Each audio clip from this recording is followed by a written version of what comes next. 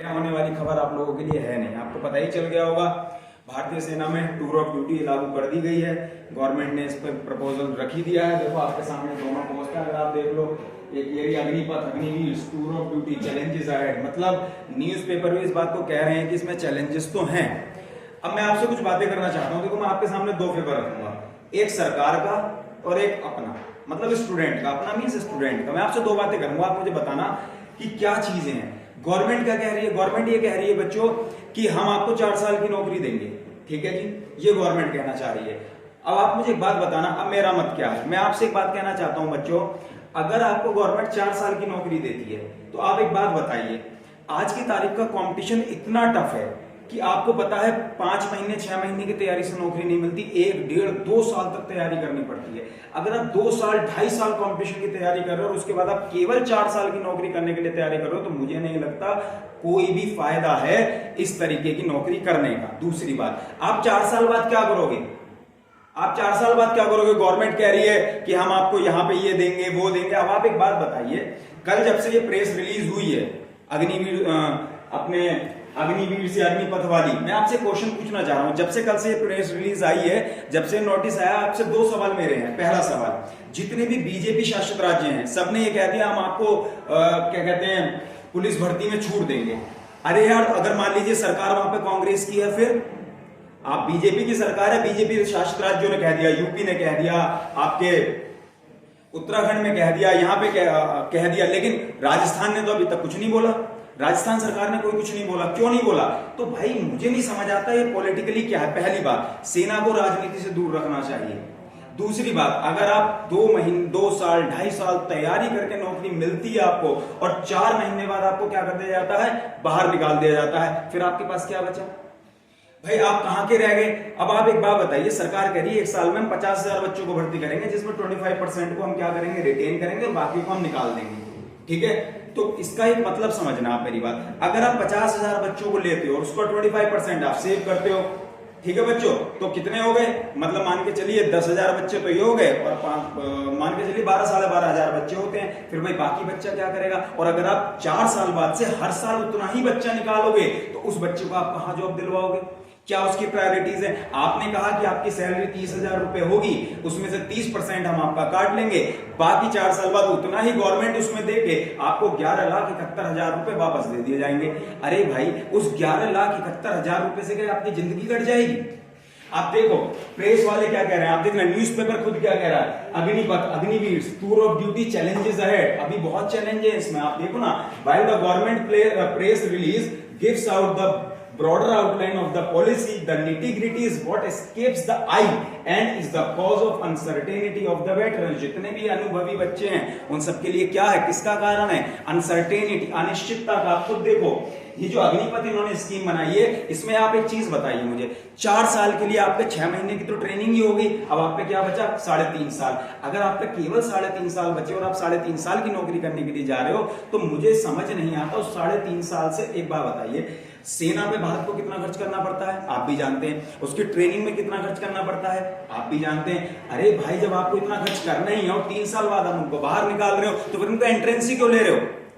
मैं तो एक सलाह दे रहा हूं, आप एंट्रेंस छोड़ दो। अगर आप कहते हो कि देश सेवा का जज्बा सारे बच्चों में लाना और सारे बच्चों से हमें देश सेवा करवानी है, तो करवाओ। एंट्रेंस क्यों लेते हो? सीधी भर्ती करो ना। फिर आप एंट्रेंस का खेल ही खत्म करो, सारे देश सेवा करेंगे, जिसका मनो कह दो आओ, ओपन रैली आओ, भर्ती हो, 4 साल की सेवा करो, चले जाओ। तो फिर आप एंट्रेंस क्यों ले रहे हो? आप एंट्रेंस खत्म करो ना, बच्चा बेचारा 2 साल 3 साल तैयारी करेगा और 4 साल बाद उसका खेल खत्म हो जाएगा, है कि नहीं? दूसरी बात आप ये देखो, देख रहे हो आप, एक न्यूज का स्टेटमेंट है, the tour of duty does not seem to be a good idea. ठीक है बच्चों, प्रोसीड विद कॉशन, सावधानी के साथ आगे बढ़े, ध्यान से समझना बच्चों। However, इसके बावजूद भी the government seems to be quite determined to push its way through, मतलब गवर्नमेंट तो बिल्कुल डिटरमाइंड है, डिटरमाइंड समझ रहे हो, अपने पे अड़ी हुई है, तो पुश थ्रू, आगे बढ़ाने के लिए स्कीम को। इफ दैट बी सो, अगर ऐसा होता है, इफ दैट बी सो, अगर ऐसा होता है, तो आप समझना, it is time to see the implications of this decision at the cutting edge level. अभी इसके डिसीजन को कटिंग एज लेवल पे देखने का क्या है? टाइम है, ठीक है बच्चों, इम्प्लीकेशंस को इसके। तो मेरे कहने का मतलब एक है, बस मैं आपसे एक सवाल करना बच्चों हम सरकार नहीं है, हम कुछ कर नहीं सकते, लेकिन आप खड़े तो हो सकते हैं। मुझे बस एक बात समझ नहीं आ रही, मैं एक बात पूछना चाहता हूं, अगर आप चाहते हो कि देश सेवा का जज्बा सब में हो और सब देश सेवा करें, तो मैं तो एक बात कहता हूं, खुली भर्ती कर दो। कह दो जिसका मन है आओ, 17 से 21 साल के बीच में, 17.5 से 21 साल के बीच में आओ और जबरदस्त तरीके से अपना परफॉर्मेंस दो, और उसके बाद अगर हमें लगेगा हम 25% रखेंगे उन्हें, बाकियों को निकाल देंगे। आप एक बात बताओ, आप 3-3, 4-4 साल तैयारी करोगे, आप एंट्रेंस के बेस पे एंट्री मारोगे और 4 साल बाद आपसे ये कह दिया जाएगा कि 25% उनमें से लेंगे, क्यों? क्योंकि बाकियों में दम ही नहीं है।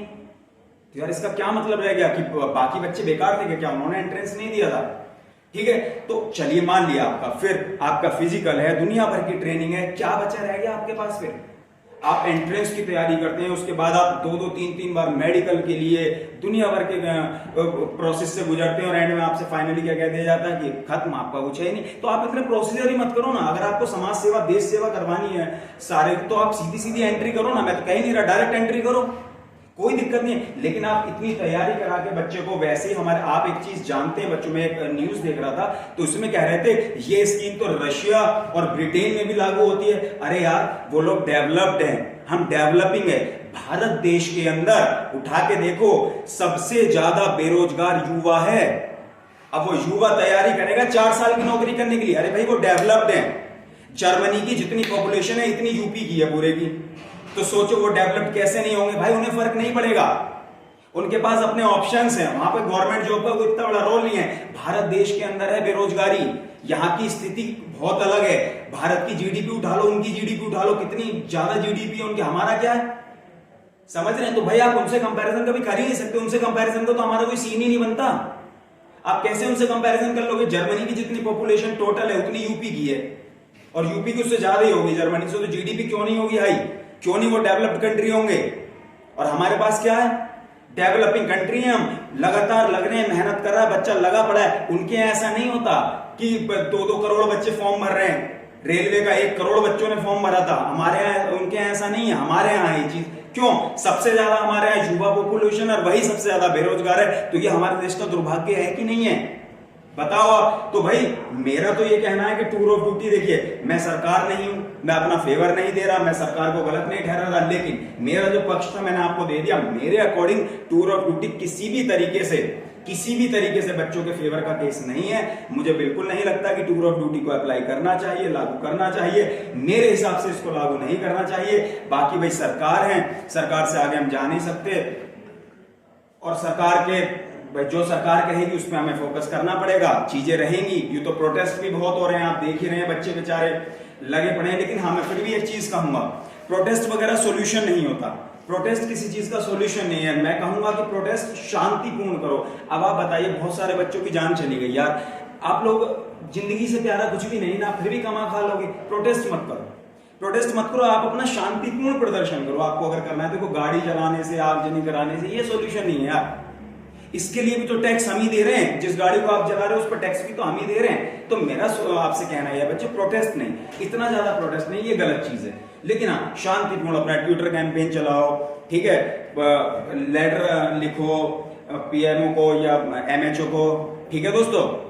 लेकिन ये प्रोटेस्ट कोई इसका सोल्यूशन नहीं है। हाँ मैं एक बात और कहूंगा कि सरकार को भी इस बारे में थोड़ा सा मंथन करना चाहिए, सरकार को भी इस बारे में सोचना चाहिए, थोड़ा सा विचार करना चाहिए कि क्या ये चीज वाकई सही है। सरकार अपने एंड पे देख रही है, सफिशिएंट है, वो कह रहे हैं कि हमारा फंड बचेंगे इससे। सरकार नहीं कह रही, मतलब जो न्यूज़ेस आ रहे हैं उससे यही निकल के आ रहा है कि 4 साल बाद जब आपको 4-4 साल पे अगर वो स्लॉट रखेंगे तो उनके फंड्स भी बचेंगे, क्योंकि आगे को आपको ना पेंशन देनी है ना कुछ है। इससे हम सेना में नई वो खरीद सकते हैं, मशीनरीज, इक्विपमेंट नए आ सकते हैं, सारी चीजें। बट यार वो कॉन्सेप्ट ही नहीं है ना, भारत का तो कॉन्सेप्ट ही अलग है। यहाँ तो बच्चे की आधी उम्र तो बेचारे की कंपटीशन की तैयारी करने में निकल जाती है। अगर मैं गलत हूं तो आप बताओ। लास्ट अटेम्प्ट, समझ रहे हो, लास्ट अटेम्प्ट में 90% बच्चा सेलेक्ट होता है, 10% ब्रिलियंट बच्चा होता है जो फर्स्ट अटेम्प्ट में पेपर निकालता है भारत देश में। ये हमारे देश का दुर्भाग्य है। क्यों? क्योंकि सबसे ज्यादा बेरोजगार हमारे देश में युवा है। ये हमारे देश का दुर्भाग्य है मेरे बच्चों। लास्ट अटेम्प्ट में हमसे पेपर निकलता है, इससे पहले तो हमारे हाथ में कुछ नहीं होता। और उस लास्ट अटेम्प्ट में आप 17.5 से लगे 21 तक तैयारी करी, 4 साल की नौकरी करने के लिए। 4 साल आपने तैयारी कर ली, बचा क्या आप पे? मेरिट इतनी हाई जा रही है। आप देखो रेलवे का पेपर हुआ था, 100 में से 97, 98 क्वेश्चंस पे मेरिट। क्या मतलब है यार? तो भैया ये हमारे देश का दुर्भाग्य है, इससे ज्यादा कुछ भी नहीं है। तो बच्चों मैं तो एक ही बात कहूंगा सरकार से भी और बच्चों से भी, बच्चों को शांतिपूर्ण प्रदर्शन करना चाहिए। देखो यार, आग लगा देने से, बसें फूंक देने से कोई सोल्यूशन नहीं मिलेगा। और सरकार से मेरा यही कहना है, अगर ये वीडियो वहां तक पहुंचती है, कि आप एक बार और सोचिए, बच्चों के भविष्य के साथ ऐसा मत करिए, क्योंकि 4 साल बाद वो कहीं के नहीं। और आप कह रहे हैं कि हम उनको इस चीज में रिलैक्सेशन देंगे, वहां देंगे, नहीं बन पाता। जब आप 4 साल पढ़ाई से दूर हो गए तो मैं आपको अश्योर कर सकता हूं 4 साल बाद आप दोबारा से चीजों को शुरू नहीं कर पाएंगे। एक बार आप पढ़ाई से दूर हो गए तो इतना आसान चीजें नहीं होती कि आप कर पाओ। ठीक है बच्चों, पॉइंट क्लियर हुआ? तो मेरा बस यही कहना है आप लोगों से कि आप लोग जितना ज्यादा हो सके बच्चों शांतिपूर्ण तरीके से अपने आप को इन्वॉल्व करिए इन चीजों में और फोकस करिए। बाकी मिलते हैं अगली वीडियो में, तब तक के लिए टाटा बाय बाय, जय हिंद।